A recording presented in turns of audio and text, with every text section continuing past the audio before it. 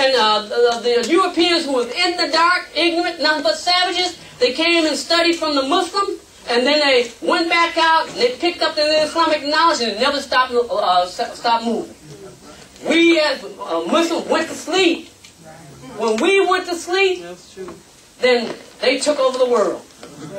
Western civilization took over the world. So, 1975, now we're going on a journey.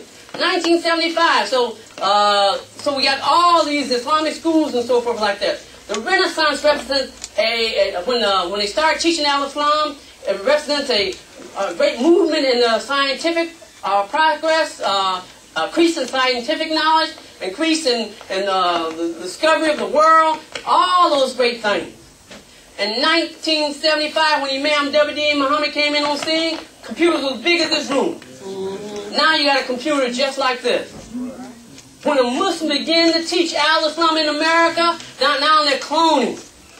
All those, and now they're championing the cause of human rights instead of animal rights. And America wants to take the forefront because of the human rights.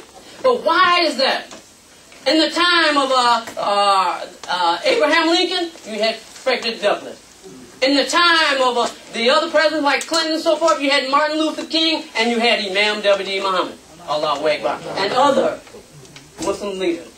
And so Al-Islam, we have a renaissance now. There's a renaissance. We have done more since 1975 than they had done in a long time. That's right. They're talking about electric cars now. I mean, that spaceship that they thought that some of the people still waiting on, they might even come up with that spaceship, that mothership. Allahu Akbar. Now, we're on a journey. Now, look at this now. In Mecca, we have the black stone. It's in the corner of the house. And we make pilgrimage to Mecca. And what does the black stone represent? The black stone represents, it signifies a direction to God, but we know God is not contained there. Right. But it more so represents your original nature. It represents Adam, your innocence, your original nature. It represents your heart. There's a hadith says that if there's a morsel of flesh in you, if it's contaminated, the whole body is contaminated. It says that if it's pure and clean, then the whole body is good, right? So if you ain't got no heart, you're in bad shape, right? Now, in Mecca, the stone fell out of place in the time of Prophet Muhammad. And the leader said, well, we got to put the stone back in place. So they said that the next one come along, we have him do it. Allah chose Prophet Muhammad, and Prophet Muhammad, by the grace of God and the help of God, put that stone back into place in the hole or the niche that it should be. All right, and so that represents the world.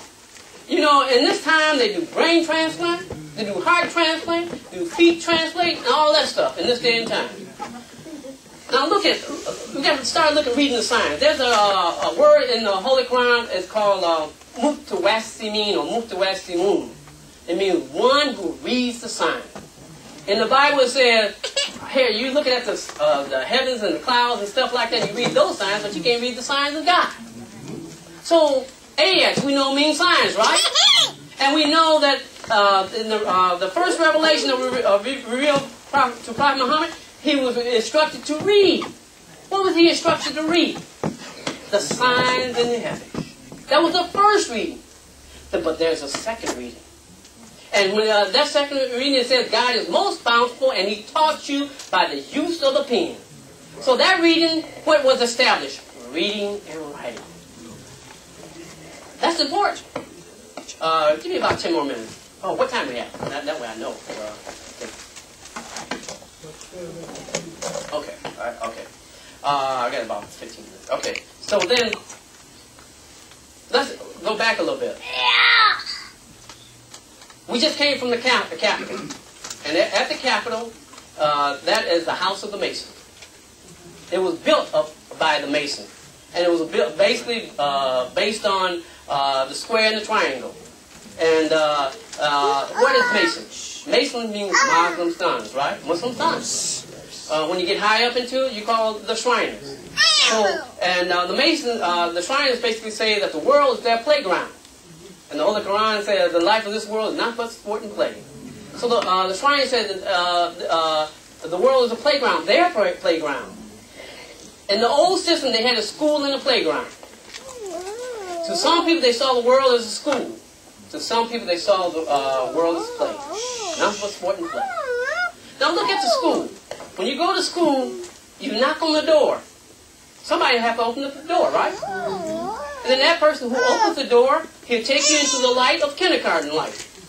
And you sit in there, and all of a sudden you come out beaming, bright as a light, proud that you got kindergarten knowledge, and all of a sudden you realize that the light ain't so bright in the broad daylight. Then you got to go back into the school, knock on that door. Somebody has to open that door, and you go in there and you get the light of the first grade and the second grade, and so forth. So somebody has to open the door for you and to teach you. And so there's a passage in the Bible. Now, why am I missing the Bible? Imam Muhammad says the most dumbest imam is the one that don't even know anything about the Bible or the Torah. You know why? Here they say, we got the book, which is the best book. It is the pure book. It's the complete life. The Quran, the Torah, all the revelations of Almighty God is contained within the Quran. So you should be able to go into the corrupted book and pull out the essence and the truths that's there. Allahu Akbar. I'll give you an example. You have one, there's a story about David and Goliath. It talks about an individual, a little small boy who represents righteousness. This is the Bible now. And they're fighting this big giant called Goliath. He got one eye, 6 fingers. He was a giant, a beast of a person. And he took one smooth stone and he hurled it, hit him in the head, he fell down. And then David went up and got his sword that was covered up, pulled it out, and cut off the head of the giant. That's an important symbolism. There's in the Bible it talks about Baal and the donkey. The donkey only spoke donkey language. Only what other donkeys can understand. He came across a sword, a flaming sword held by an angel. All of a sudden he started teaching in civilized language. And he turned to his master and said, "Why did you strike me 3 times?" That angel, that message, opened up his mind. Instead of speaking from the level of animal, he was able to speak on the civilized language. Now there's one that's called the Great Dajjal. He rides on the back of the donkey. The donkey represents the masses of the people. And the donkey, that one-eyed Dajjal, represents materialism. That's riding on the back of the people. And this is the time of the day of judgment. This is the time where the Great Dajjal is ruling the whole world because they see everybody just as money. That's all it is. That's true. Allahu Akbar. Allahu Akbar. Get my connection now. Okay. Again, the names that was mentioned. The Honorable Elijah Muhammad, Farad Muhammad, Malcolm Shabazz, Muhammad Ali, right? Imam W. Muhammad was the leader of Farad Muhammad.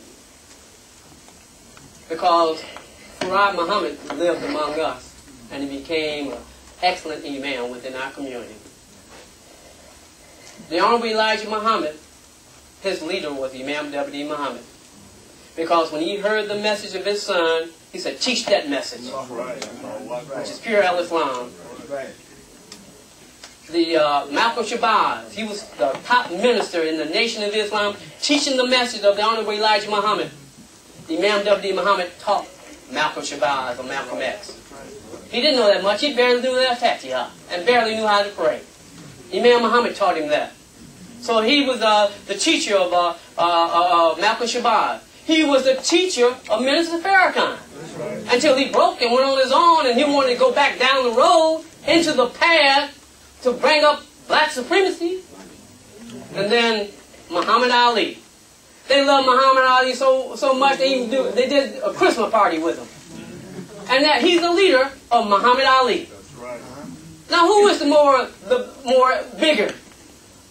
The one who is a follower or the one who is the leader? Allahu Akbar. Now look back in the time of history again. Allah revealed the Quran, the big message. that solves all the problems within the whole